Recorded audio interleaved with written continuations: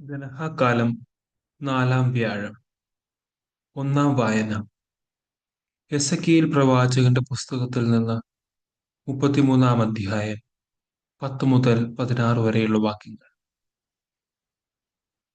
മനുഷ്യപുത്ര, Israel ഭവനത്തോട് പറയുക, ഞങ്ങളുടെ അതിക്രമങ്ങളും പാപങ്ങളും ഞങ്ങളുടെ മേലുണ്ട്. അവ മൂലം ഞങ്ങൾ ക്ഷയിച്ചു പോകുന്നു. ഞങ്ങൾക്കെങ്ങനെ ജീവിക്കാൻ സാധിക്കും എന്ന് നിങ്ങൾ പറഞ്ഞു. അവരോട് പറയുക, ദൈവമായ കർത്താവ് അരുൾ ചെയ്യുന്നു, ഞാനാണേ, ദുഷ്ടൻ മരിക്കുന്നതിലല്ല, അവൻ ദുഷ്ടമാർഗത്തിൽ നിന്ന് പിന്തിരിഞ്ഞ് ജീവിക്കുന്നതിലാണ് എനിക്ക് സന്തോഷം. പിന്തിരിയുവിൻ, തിന്മയിൽ നിന്ന് നിങ്ങൾ പിന്തിരിയുവിൻ. ഇസ്രായേൽ ഭവനമേ, നിങ്ങൾ എന്തിന് മരിക്കണം? മനുഷ്യപുത്ര, നീ നിന്റെ ജനത്തോട് പറയുക, നീതിമാൻ ദുഷ്കൃത്യം ചെയ്താൽ അവന്റെ നീതി അവനെ രക്ഷിക്കുകയില്ല. ദുഷ്ടൻ ദുർമാർഗത്തിൽ നിന്ന് പിന്തിരിഞ്ഞാൽ അവൻ തന്റെ ദുഷ്ടത മൂലം നശിക്കുകയില്ല.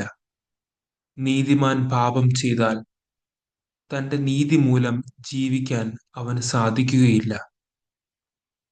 ഞാൻ നീതിമാനോട് അവൻ തീർച്ചയായും ജീവിക്കുമെന്ന് പറയുകയും അവൻ തന്റെ നീതിയിൽ വിശ്വാസമർപ്പിച്ച് തിന്മ പ്രവർത്തിക്കുകയും ചെയ്താൽ അവന്റെ നീതിനിഷ്ഠമായ ഒരു പ്രവൃത്തിയും ഞാൻ ഓർക്കുകയില്ല.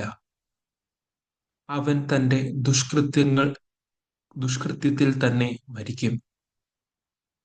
എന്നാൽ ഞാൻ ദുഷ്ടനോട് നീ തീർച്ചയായും മരിക്കും എന്ന് പറയുകയും അവൻ ദുർമാർഗത്തിൽ നിന്ന് പിന്തിരിഞ്ഞ് നീതിയും ന്യായവും പ്രവർത്തിക്കുകയും തന്റെ വാഗ്ദാനം നിറവേറ്റുകയും കവർച്ച വസ്തുക്കൾ തിരികെ കൊടുക്കുകയും ജീവന്റെ പ്രമാണങ്ങൾ പാലിക്കുകയും തിന്മ പ്രവർത്തിക്കാതിരിക്കുകയും ചെയ്താൽ അവൻ തീർച്ചയായും ജീവിക്കും. അവൻ മരിക്കുകയില്ല. അവൻ ചെയ്തിട്ടുള്ള യാതൊരു പാപവും അവനെതിരെ ഓർമ്മിക്കപ്പെടുകയില്ല. അവൻ നീതിയും ന്യായവും പ്രവർത്തിച്ചിരിക്കുന്നു. അവൻ തീർച്ചയായും ജീവിക്കും. രണ്ടാം വായന മീഖാ പ്രവാചകന്റെ പുസ്തകത്തിൽ നിന്ന് 7-ാം അധ്യായം 8 മുതൽ 9 വരെയും 18 മുതൽ 20 വരെ. എന്റെ ശത്രുക്കളെ, എന്നെക്കുറിച്ച് ആഹ്ലാദിക്കേണ്ട. വീണാലും ഞാൻ എഴുന്നേൽക്കും. ഞാൻ ഇരുട്ടിലിരുന്നാലും കർത്താവ് എന്റെ വെളിച്ചമായിരിക്കും. അവിടുന്ന് എനിക്ക് വേണ്ടി വാദിക്കുകയും എനിക്ക് നീതി നടത്തി തരികയും ചെയ്യുന്നതുവരെ ഞാൻ കർത്താവിന്റെ രോക്ഷം സഹിക്കും. ഞാൻ അവിടുത്തേക്കെതിരായി പാപം ചെയ്തുപോയി. അവിടുന്ന് എന്നെ വെളിച്ചത്തിലേക്ക് നയിക്കും. ഞാൻ അവിടുത്തെ രക്ഷ ദർശിക്കും. തന്റെ അവകാശത്തിന്റെ അവശേഷിച്ച ഭാഗത്തോട് അവരുടെ അപരാധങ്ങൾ പൊറുക്കുകയും അതിക്രമങ്ങൾ ക്ഷമിക്കുകയും ചെയ്യുന്ന അങ്ങയെപ്പോലെ ഒരു ദൈവം വേറെ ആരുണ്ട്?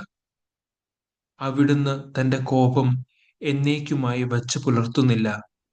എന്തെന്നാൽ അവിടുന്ന് കാരുണ്യത്തിൽ ആനന്ദിക്കുന്നു.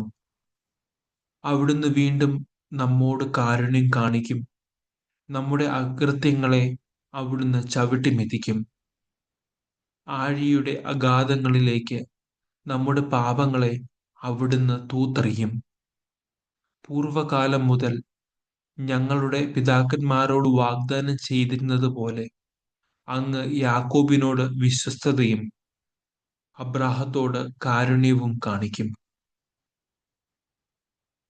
മൂന്നാം വായന യോഹന്നാൻ ശ്ലീഹ എഴുതിയ 3-ാം ലേഖനം 1-ാം അധ്യായം 1 മുതൽ 8 വരെയുള്ള വാക്യങ്ങൾ. സഭാശ്രേഷ്ഠനായ ഞാൻ ആത്മാർത്ഥമായി സ്നേഹിക്കുന്ന പ്രിയപ്പെട്ട ഗായൂസിന് എഴുതുന്നത്. വാത്സല്യഭാജനമേ, നീ നിന്റെ ആത്മാവ് ക്ഷേമസ്ഥിതിയിലായിരിക്കുന്നത് പോലെ തന്നെ എല്ലാ കാര്യങ്ങളിലും നിനക്ക് ഐശ്വര്യമുണ്ടാകട്ടെ എന്നും നീ ആരോഗ്യവാനായിരിക്കട്ടെ എന്നും ഞാൻ പ്രാർത്ഥിക്കുന്നു. നീ സത്യമനുസരിച്ചാണ് ജീവിക്കുന്നത് എന്ന് സഹോദരന്മാർ വന്ന് നിന്റെ സത്യത്തെക്കുറിച്ച് സാക്ഷ്യപ്പെടുത്തിയപ്പോൾ ഞാൻ വളരെ സന്തോഷിച്ചു. എന്റെ മക്കൾ സത്യത്തിലാണ് ജീവിക്കുന്നത് എന്ന് കേൾക്കുന്നതിനേക്കാൾ വലിയ സന്തോഷം എനിക്കുണ്ടാകാ എനിക്കുണ്ടാകാനില്ല. വാത്സല്യഭാജനമേ, നീ സഹോദരർക്കു വേണ്ടി, പ്രത്യേകിച്ച് അപരിചിതർക്കു വേണ്ടി ചെയ്യുന്നതെല്ലാം വിശ്വാസത്തിന് യോജിച്ച പ്രവൃത്തികളാണ്. അവർ സഭയുടെ മുമ്പാകെ നിന്റെ സ്നേഹത്തെക്കുറിച്ച് സാക്ഷ്യപ്പെടുത്തി. ദൈവത്തിന് പ്രീതികരമായ വിധം നീ അവരെ യാത്രയയക്കുന്നത് നന്നായിരിക്കും. കാരണം അവിടുത്തെ നാമത്തെ പ്രതിയാണ് അവർ ഇറങ്ങിത്തിരിച്ചിരിക്കുന്നത്. വിജാതീയരിൽ നിന്ന് അവർ ഒരു സഹായവും സ്വീകരിച്ചിട്ടില്ല. ആകയാൽ നാം സത്യത്തിൽ സഹപ്രവർത്തകരായിരിക്കേണ്ടതിന് ഇപ്രകാരമുള്ളവരെ സ്വീകരിച്ച് സംരക്ഷിക്കേണ്ടിയിരിക്കുന്നു. സുവിശേഷ വായന. വിശുദ്ധ ലൂക്കാ എഴുതിയ സുവിശേഷം 15-ാം അധ്യായം 1 മുതൽ 10 വരെയുള്ള വാക്യങ്ങൾ. ചുങ്കക്കാരും പാപികളുമെല്ലാം അവന്റെ വാക്കുകൾ കേൾക്കുവാൻ അടുത്തു വന്നുകൊണ്ടേയിരുന്നു. ഫരീസേയരും നിയമജ്ഞരും പിറുപിറുത്തു, ഇവൻ പാപികളെ സ്വീകരിക്കുകയും അവരോടുകൂടെ ഭക്ഷണം കഴിക്കുകയും ചെയ്യുന്നു. അവൻ അവരോട് ഈ ഉപമ പറഞ്ഞു. നിങ്ങളിൽ ആരാണ് തനിക്ക് 100 ആടുകൾ ഉണ്ടായിരിക്കെ അവയിൽ ഒന്ന് നഷ്ടപ്പെട്ടാൽ 99നെയും മരുഭൂമിയിൽ വിട്ടിട്ട് നഷ്ടപ്പെട്ടു പോയതിനെ കണ്ടുകിട്ടുവോളം തേടിപ്പോകാത്തത്? കണ്ടുകിട്ടുമ്പോൾ സന്തോഷിച്ച് അതിനെ തോളിലേറ്റുന്നു. വീട്ടിലെത്തുമ്പോൾ അവൻ കൂട്ടുകാരെയും അയൽവാസികളെയും വിളിച്ചുകൂട്ടി പറയും, നിങ്ങൾ എന്നോടുകൂടെ സന്തോഷിക്കുവിൻ, എന്റെ നഷ്ടപ്പെട്ട ആടിനെ കണ്ടുകിട്ടിയിരിക്കുന്നു. അതുപോലെ തന്നെ അനുതാപം ആവശ്യമില്ലാത്ത 99 നീതിമാന്മാരെ കുറിച്ച് എന്നതിനേക്കാൾ അനുതപിക്കുന്ന ഒരു പാപിയെക്കുറിച്ച് സ്വർഗത്തിൽ കൂടുതൽ സന്തോഷമുണ്ടാകും എന്ന് ഞാൻ നിങ്ങളോട് പറയുന്നു.